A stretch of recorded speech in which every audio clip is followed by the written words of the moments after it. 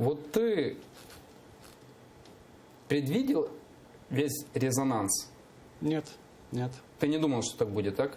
Нет, не думал. Что все мировые СМИ будут писать, и, твоя фамилия прозвучит даже на Совете Безопасности ООН Вообще в Нью-Йорке. Вообще не думал. Я думал, блин, какой-то чувак, который пишет посты в Фейсбуке, где я и где Совет Безопасности в Нью-Йорке. Нет, такого резонанса я не ждал. Конечно, я понимал, что резонанс будет, но не до такой степени.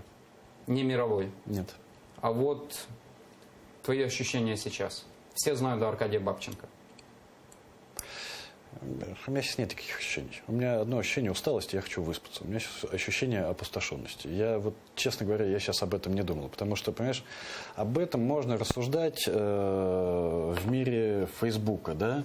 А когда вот ты с этим сталкиваешься в реальном мире, то ты рассуждаешь о том, как тебе остаться, как сделать так, чтобы тебя не пристрелили, и как обезопасить свою семью. Вот я думал об этом. Все остальное было вторично.